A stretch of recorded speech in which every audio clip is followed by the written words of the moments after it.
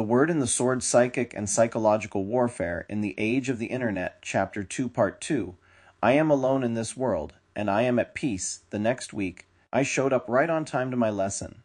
Just as she would do every week, Natalia Olegovna greeted me at the door, had me take off my shoes, asked me some small talk questions, then offered me some tea.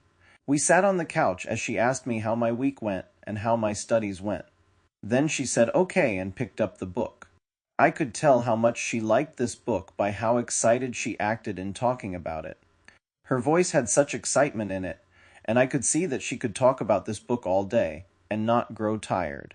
She held the closed book in front of me and told me a bit about its history. This book took 12 years to write, completed in 1940, she said, drawing air heavily before going on. It was finished by Bulgakov's wife after his death, but wasn't published until 1966, and even then it was heavily censored. Bulgakov had burned the original manuscript and wrote it again, as he said this story just had to come out of him, but he knew it would be censored by the government, led by Stalin at the time of its writing. After it was completed, the book was passed person to person secretly, read in secret and discussed only in strict privacy, so as to not be caught with material that could be called subversive. She then pointed to the bare cover with simply the title and author's full name, Mikhail Bulgakov, in plain text, and explained, the book tells 3 different parts of the story. There is the master, an author who wants to write a story about Jesus but faces heavy censorship under Stalin's regime in 1930s Moscow. Rather than resort to telling lies, he stays in a mental hospital while his lover, Margarita, based on Bulgakov's third wife who finished the story, longs for him, but moves on. Then there's the story that the master wrote about the relationship between Jesus and Pontius Pilate. The third story is about the devil coming to Moscow in the 1930s, but the Soviet Union was atheist, so no one was allowed to believe in the devil. She paused to make sure I followed along, then continued. What I want to show you is in the second chapter. There's a section that you must read in Russian. You'll want to read the book in English, though, as it is hard to understand in a foreign language. In the first chapter, a poet nicknamed Homeless is walking with Berlioz, the editor of a magazine Homeless submitted a story to. Berlioz is lecturing Homeless for writing a story saying that Jesus existed. Even though Homeless made Jesus out to be the bad guy, he was supposed to say that Jesus never existed. Then, a strange foreigner shows up, a professor named Wooland, who we later find out is the devil. He says that Jesus was real.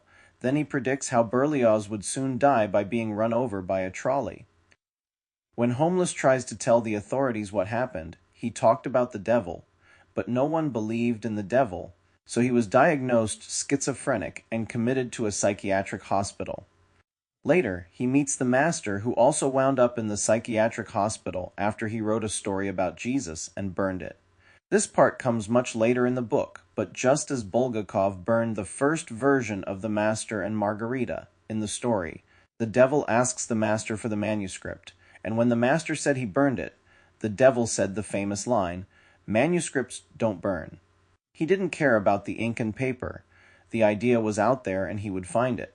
Didn't they throw a lot of dissidents in psychiatric prisons they called hospitals in the Soviet Union? I asked. They did, she replied. And just like in the book, they were usually labeled schizophrenic, because with that label, people would no longer take that person seriously or believe what they said. They also wouldn't associate with that person, so that person couldn't spread their subversive ideology very far. This made me think of an old redneck that I talked to once about conspiracies. He knew them all, and taught me ones I had never heard of. This happened back in the 1990s when he told me that one day, gay marriage would be accepted.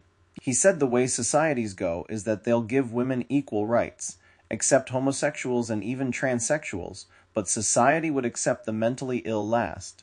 I didn't believe this when he said it, so I asked him to explain. He said that the mentally ill didn't see society the way the rest of us saw it. They saw problems clearly, and wouldn't just try to brush them under the rug or ignore them. This would cause them stress. They'd act abnormally, and this would ostracize them. Eventually, the problems in society become so great that there is no choice but to listen to the mentally ill. When this happens, a revolution starts. As I would learn later, mass psychosis takes over a people before revolutions start, and society labels the people who understand and see mass psychosis as mentally ill, just like the people who could see the devil in the book. Natalia Olagovna directed my attention back to the book. She described the opening of chapter 2 as a scene of Pilate's interrogation of Jesus, who Bulgakov portrayed as having the appearance of a crazy homeless man. She skimmed through the chapter, talking about how Pilate tried to figure out if Jesus committed any crimes, and he determined he had not done so. Then she came to the line she wanted to show me. "This line here," she said. "I want to read a few paragraphs before, but this line here cannot be translated from Russian." I read the preceding paragraphs, where Pilate was trying to understand where Jesus came from, or why he causing such a stir, and asked him if he had anyone, any family, and Jesus replied in Russian, "Ya Odin v Mir." She explained how the words Odin and Mir had more than one meaning. Odin could mean one or alone, and Mir could mean world or peace. English translations of the book say, "I am alone in this world," but that doesn't capture the complex emotion Bulgakov tried to convey in this sentence. Bulgakov wrote this part biographically, she explained. He wanted to convey what it felt like to write about a forbidden topic in a society full of censorship. This is how he felt writing The Master and Margarita, like he was constantly under interrogation by the state for having done nothing wrong. He had all these thoughts in his head he could not share with those closest to him, so he felt alone. He felt a connection to Jesus and imagined how he must have felt to have been put on trial for simply telling the truth. Therein lies something you must, as student, come to understand. As Bulgakov wrote this revolutionary book, he described the feeling of the world closing in around him, as if conspiring to stop this seed of an idea from growing into a tree seen by all. There's a supernatural element to it. As your teacher, I must warn you that this world will wreak havoc in your life, much like the big black cat in the story. You'll see the cat, but when you point him out, everyone will ignore him, call you crazy. That's how censorship will play out in your life. The people who you hope to share this with will abandon you, call you a troublemaker, or call you crazy. As the propagandist bringing this story into reality, you will have to walk the long road all alone, and it will drive you mad from time to time. She sat silently looking me in the eyes. We didn't speak, but we somehow still communicated. This is the secret that the anonymous Russian spy told me on the street, while smoking my Soyuz cigarette. We spoke in a mixture of Russian and English, but that didn't matter. At this moment, she was teaching me something that I learned in the silence between her words. At this moment, I was feeling it with my heart. From this, I experienced a secret in Russian espionage. While the CIA prefers to use technology to run its espionage operations, Russians are able to get better results with far less money because Russians rely on low-tech, human-to-human interaction. In a world where AI is poised to take over much of our lives, one lesson that I learned is that AI cannot grasp everything humans communicate.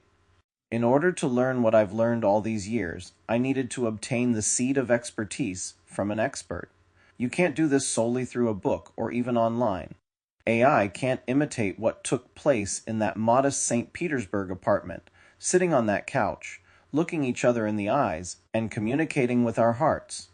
She taught me so much in so little time because we connected, one human to another. At the time, though I found it all extremely interesting, it didn't seem like much. I didn't yet appreciate how much knowledge she imparted to me, because I, like the anonymous Russian spy told me on the street, communicated like an American. I still focused too much on words instead of the essence. Even though I didn't consciously perceive all that I learned, looking back, I see how much I absorbed from being in Natalia Olagovna's presence. Learning from her gave me an experience of a lifetime. I want to share this experience with the world. For that reason, I decided to write this book. I can't sit in some modest, classy St. Petersburg apartment with you, but I can describe my experience so that you, my dear student, can stand on my shoulders and do even greater works than I. Just as my writing this book is standing on the shoulders of Natalia Olagova, who by teaching in the Russian language and civilization course was standing on the shoulders of none other than Vladimir motherfucking Putin. I never told Natalia Olegova about the Russian spy on the street. From her perception, I just decided to ask her for Russian propaganda lessons on my own. Sitting on her couch, looking her in the eyes, we exchanged intelligence secrets. I didn't know who she knew either, but in my head, I created connections in my mind from that point in time to points in the past. A narrative began to take shape, and I remembered many things that happened, but saw a small rift in how I could portray those things to other people by telling little lies of no consequence. If you have eyes, you're a spy. These words flowed through my head once again. Well, I have eyes, so that means I'm a spy. I understood the anonymous Russian spy a bit better then, just as I would understand him better and better as the years went on. He obviously knew that I wanted to operate covertly, so he groomed me for a covert role.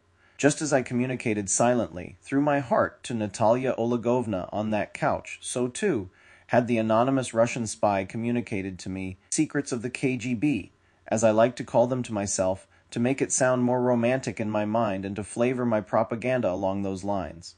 I experienced something for which at that time I had no name, the art of the LARP, as I call it nowadays. I made an alternative reality game by that name to be played on Twitter, or X as the kids call it now. I had to go from being a normal person to becoming the spy I always wanted to be, but I no longer had to ask permission from the CIA to do this. I looked at the tea that filled half of the cup in front of me, then glanced around at the books on the shelf. I looked back at the Master and Margarita, and connected with Bulgakov for the first time. I thought about my mission in life, to learn how to create the best propaganda the world has ever seen by blending Russian spy secrets with the American spirit that lives in my heart. Though I didn't understand the full extent of what this meant, my vision of the future went from one of rejoicing with friends, telling them stories about how I learned the secrets of Russian propaganda to me, trying to tell them these stories, but them dismissing it as, well, Russian propaganda, which they wouldn't believe me enough to understand. You know how they say, be careful what you wish for, because you just might get it. Well, in that moment, my heart sank a bit as I began to realize why they warned me that propaganda is hard. Somehow I felt both alone in the world, but also not alone because I knew that others felt like this before me. I looked back at Natalia Olegovna. She sat calmly, looking me in the eyes. And then I saw the rift between our two great nations. I connected with her in Russia, just like I connected with my friends back in America. But thanks to the Cold War, I didn't know at the time how to bridge the gap of distrust between these two nations. My heart became weak, and through the weakness it found resolution. Here I sat realizing, letting the words of the anonymous Russian spy set in.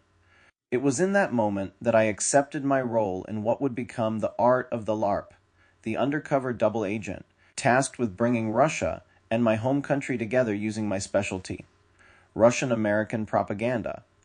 A LARP is a live-action role-play where you choose a character and just start acting like that character in real life. If you do it long enough, you can become that character through a process that I call the LARP Manifesto. From that moment on, I decided to play the role of a trained Russian spy sent to infiltrate America, Glavny Vrag, or main enemy, to teach Americans how to actually communicate with Russians, and then they'd want to ally with them. I didn't have a plan for how to do it yet, but I knew in my heart it would happen, and I knew in my head that it would be hard and lonely. As I would learn years later, being a spy is the loneliest job in the world. You disappear from your daily life to metaphorically defuse a nuclear bomb that no one even knows about.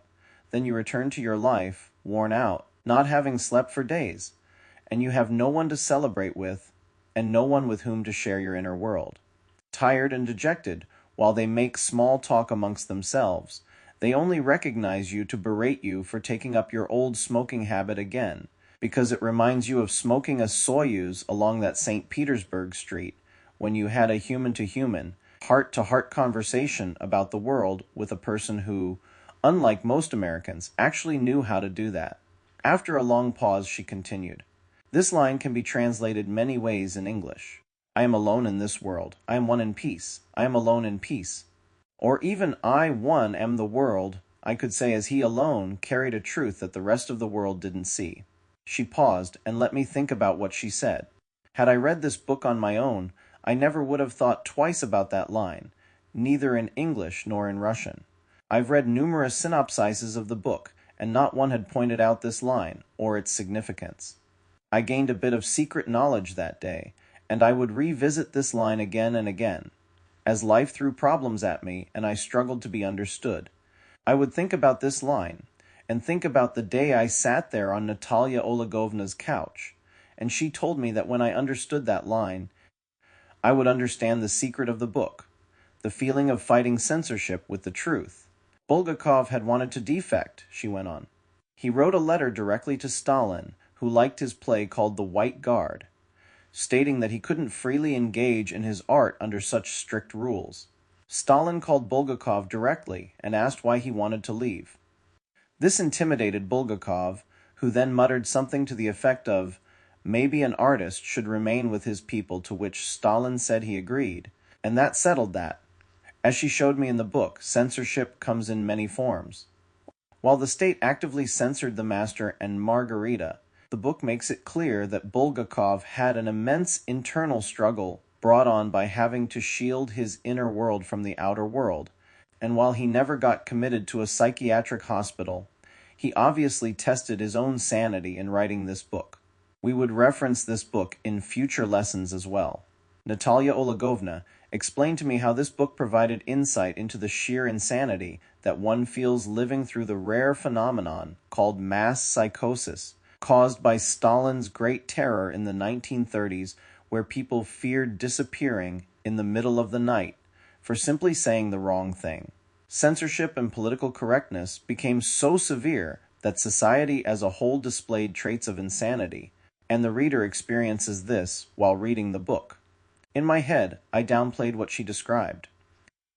I had lived through political correctness in the 1990s and didn't suffer that much. It annoyed me and most people, but it never made me question my sanity. Not until decades later, when wokeness would rear its ugly head, would I finally get a taste of the insanity that political correctness pushed by the state can cause, and that never got as bad as 1930s Moscow. However, I did get to experience the demoralization that comes with being socially pressured to live a life of shared lies. Natalia Olegovna opened my eyes to American propaganda and how its patriotism, militarism, and American exceptionalism could be seen clearly from the outside, but the American people largely couldn't see it, or at least see the full extent of it. She discussed how the Soviet Union constantly worked to subvert American society by using Marxist critical theory to stir up grievances between different groups of people, thereby weakening the society. However, somehow, American propaganda would win out and keep the people together. Even more strangely, Americans never saw their own propaganda as propaganda. Propaganda in America remained nearly invisible. Natalia Olegovna only needed 5 lessons to teach me all I needed to know to start to understand propaganda. On the 5th lesson, she told me she had taught me all that she could, and the rest I would have to learn on my own as I went. She explained that propaganda remained difficult to teach in depth, because it had such a wide range of applications and techniques, but also each person has their own relationship with propaganda. Therefore, a person had to learn about propaganda on their own, rather than being spoon-fed and taught. For $50, I had my private course, the Introduction to Propaganda. At that time, I didn't realize how long it would take for me to internalize what I had learned. Learning about propaganda didn't prepare me for falling for it myself. I would become so caught up in the moment that I wouldn't realize for years how much new forms of media manipulated me, all while making me feel like I had complete access to information. Curiosity filled me about life under a propaganda. With the adoption rate of the internet at that time, I knew eventually a propaganda war would come to America. I wanted to learn about them so I could teach people to see the techniques in real time with the hope of avoiding the worst parts of the propaganda war. The breakdown of communication in society. During our last lesson, Natalia Olegovna asked if I had anything I wanted to discuss. I wanted to hear a first-hand account of living through a propaganda war. What was it like to live through a propaganda war? I asked. She sighed and took a few moments to think about what to say and how to describe it. It's hard to explain, she started. It's terrible for sure, but I have trouble coming up with the words, even in Russian, to explain to you why it's so terrible, she said, putting a stress on why. Propaganda wars always seem to divide people into two camps, she continued. There are those who want to make big changes, and we'll call those the progressives. Then there are those who think life was better before, called traditionalists. They can call themselves different groups, like communists instead of progressives and fascists instead of traditionalists, but this always seems to be the landscape. So the people are divided into two camps, and you can't always tell who belongs in which camp. And saying the wrong thing in front of the wrong person can trigger a political discussion. So people avoid politics altogether and talk about neutral stuff like the weather.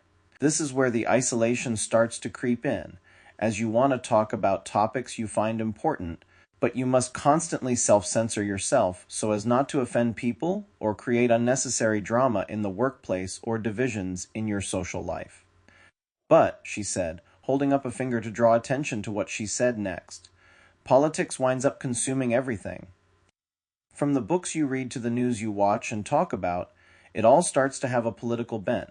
People then try to avoid politics, but in truth you can't. It's not just politics, there arises two different types of. She paused and thought of the word, then exclaimed, consciousness. There is a certain, as the French say, je ne sais quoi, an energy, a spirit. We don't have a special word for it because it's never been studied in depth. It's rare that it happens, and when it does, things are so chaotic that everyone perceives what is happening differently. Truth isn't static, it flows with the times, so I perceive those times differently from how I perceived them at the time they happened. I would love to go back in time and document the things we thought then, but our thoughts, the zeitgeist, it's all ephemeral. It's there in the moment, then it vanishes. She paused as I processed what she said. In the instant, I had two distinct thoughts at the same time. One thought depressed me, that I realized my research into this phenomenon, which later I would learn that researchers call mass psychosis, wouldn't bear much fruit as little had been documented about this. And the little that is out there has a heavy bias through an historical lens. On the other hand, I saw my opportunity in the future to be able to document this phenomenon as it would arise in America one day. I imagined that with the internet we'd be able to watch this mass psychosis unfold, and the whole world would see it in real time.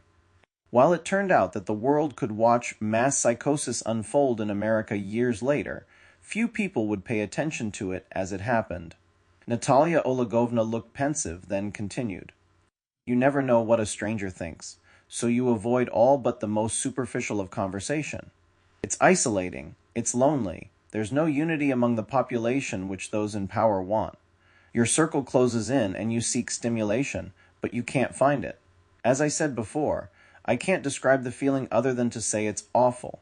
It turned out that I would have to wait for years to see the propaganda war in America go into full swing. I naively thought that I wouldn't fall for propaganda, but I underestimated the sheer size of the liberal media machine, where I had access to the World Wide Web, yet the information I'd see only represented a curated walled garden, where Google would invisibly guide me to the narrative it wanted me to follow, and I blindly would. I thought university would open my mind to all possibilities where I would engage in free debate and form my own opinion. But looking back, university only closed my mind through overwhelming communist indoctrination under the guise of liberalism. The desire to do good would sweep me up in a frenzy to give up my freedoms to rulers who promised to fix all the world's problems. And I ignored that the problems they claimed to fix kept getting worse and worse, while political correctness would grow more and more. None of this could Natalia Olegovna prepare me for at the time. She taught me all she could in 5 or 6 lessons. I didn't realize at the time just how much she taught me, as it would take me living through America's propaganda war to fully appreciate what she said. Natalia Olegovna made propaganda simple. You envision the future you want to create, and you describe it to others, but you have to carefully navigate the minefield of censorship that derails your vision, as it competes for the interests of others. As my own propaganda would get better and better, I found I became more and more isolated from other Americans, as I saw the root of the problem for why Russians can't share their visions of a shared future with Americans. Americans' propaganda invisibly mind controls Americans, and you can't simply point that out to them, because they'll go on the defense and avoid talking to you. As I would learn on this journey, I wouldn't only have to combat lies and disinformation, but also an apathy that would keep the target from engaging in conversation. I would figure out how to put big ideas into simple words for them. I would say the words, and they wouldn't react.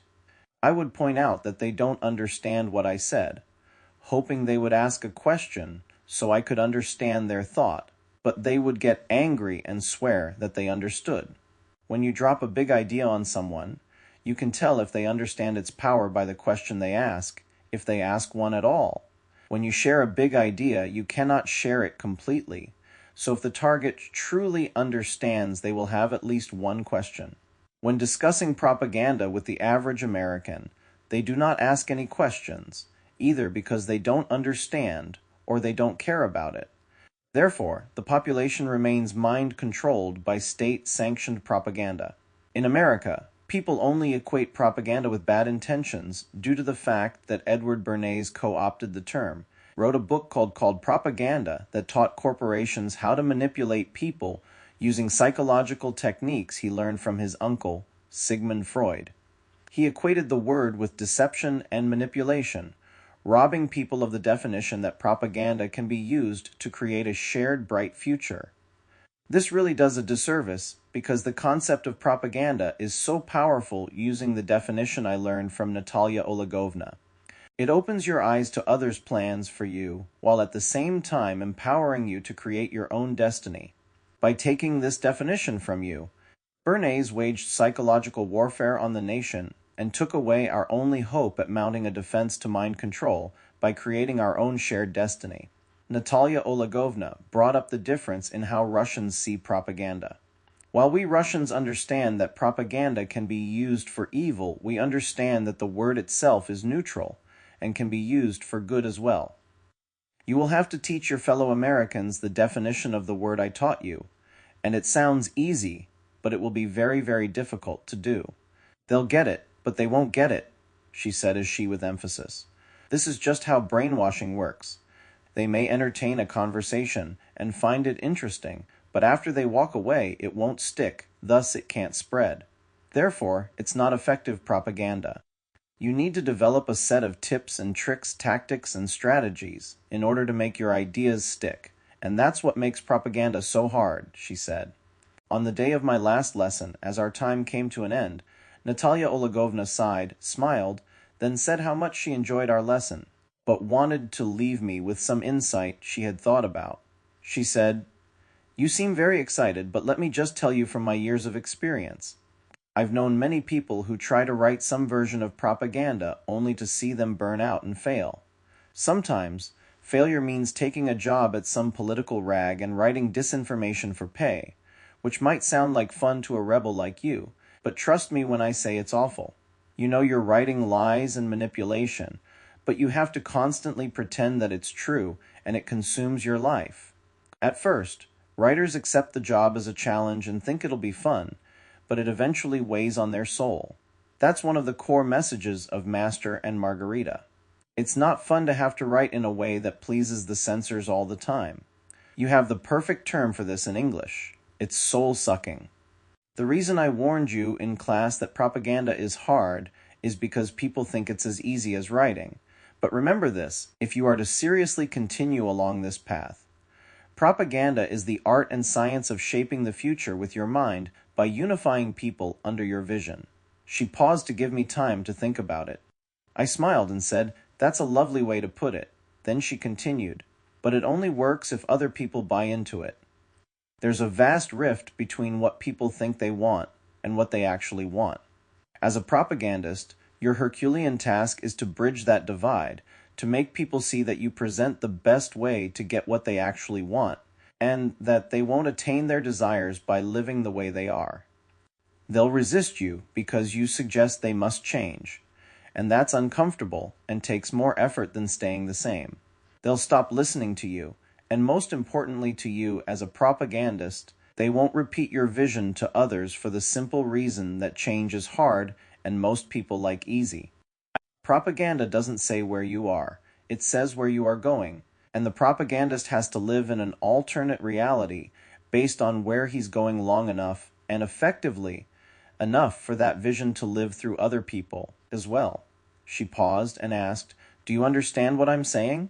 I repeated part of what she said and thought about it until it made sense. This is what adds to the loneliness, that I'll live in an alternate reality and can't just yank people into it. Exactly, she said with a smile.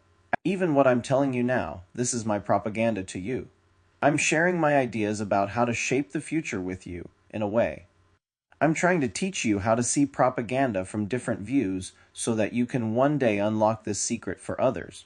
As you see from our lessons, propaganda isn't hard to teach, but very, very few even try to learn. It gladdened me to hear you say that you wanted to teach others to see and understand propaganda, but you need to understand that actual propaganda isn't set in time, but rather living and changing. I gave you a few definitions and ways to understand propaganda, but you need to understand that I tailored them for you specifically, a student who is so eager to learn the topic that you traveled halfway around the world to learn it. This is rare. You will have to figure out how to pique a curiosity for propaganda in others if you are to teach them, because you cannot teach a person by force. The communists tried that and failed. You have to entice them, persuade them, or if you'd like, even manipulate them into wanting to learn. She paused and thought, then continued. For instance, if you say to a layperson, propaganda is the use of words, images, and sounds to attain a goal or share an idea. Most people won't understand how powerful this definition is, and their eyes will just glaze over, and they'll quickly forget what you said, so that line will go no further. But when you come up with your goal, you can phrase the definition differently to appeal to them and create a team spirit that could infect their mind so that they carry it forward. For instance, and she paused again and looked around the room as she thought, you could say it like this: propaganda is the craft of rallying people to shape the future with a shared idea. This opens the door for you to invite them in to help you craft propaganda to share your vision, whatever it will be at the time you are ready. Just be prepared. Propaganda doesn't exist in a vacuum. I don't know how well this phrase would work, and it depends on the person and situation. You have to develop your own craft of propaganda, and it may take you into old age before you get to that level, if you ever even get there. That's why I warned you propaganda is hard. She calmly but forcefully said the last word. Her words summoned me back in time to standing on the street, smoking a cigarette and talking to an anonymous Russian spy. He knew professional propagandists. He knew what they did. He understood what it actually entailed, and so he knew what drew me to it. He saw immediately the reason I came to Russia. I wanted to learn to write the future. My psychic communication with him, that went beyond the simple sentence, "I want to learn Russian propaganda," told him two things. I was serious and I was able. In Russian there's a saying, trust but verify. He trusted me, but he had to verify. The conversation played out in my head, as it continued with him leaning in and saying firmly, propaganda is hard. Without hesitation, I immediately replied, I don't care. I didn't ask questions. I didn't ask why it was hard or how hard it was. I clearly didn't care, and I stated this plainly and without hesitation. At the time, my thoughts stopped there. I simply recalled that part of the conversation. Decades later, as I write about this, I understand the situation so much better. Having learned much more about the world of espionage and how Russians recruit, that's all he needed to know to give the green light to tell me about Putin classifying me as an undercover double agent. Natalia Olegovna's words connected a future she vaguely described with my past, and it all started coming together in my mind as we sat there silently, with her giving me time to process things in my mind. I thought of my friends at home. I pictured them excited to hear the story of me sitting on this very couch, in this very apartment, with a professor at an elite Russian university teaching me the secrets of Russian propaganda, secrets held and used against us Americans by the KGB for decades. I pictured them as excited as me to learn how to use words to shape our future into something bright and marvelous. I remembered the spirit we had at the parties at my house, and being able to capture and share that spirit with the entire country and the world. In my mind, the future looked like a light, and I only had to figure out how to describe that light in a way that infected other people to share in creating that light in the world and having that light take us all over, heaven on earth. I played quarterback in high school, and propaganda felt the same as calling the play. A quarterback doesn't dictate to each player every move to make. He simply calls the play, and they all run as one. I never questioned whether I could do it, I only questioned how I would do it. Years later, during one of my periods of peak creativity when I couldn't sleep for days because the creativity didn't stop, I wound up in Washington Square Park in Old City, Philadelphia in the middle of the night. I had just walked from Independence Hall and saw the eternal flame in the park next to a statue of the great General George Washington, our nation's first president. Behind him, a quote inscribed in the wall: "Freedom is a light for which many men have died in darkness." At that moment I realized somehow, through the centuries, I shared the same vision of the future of America. A light.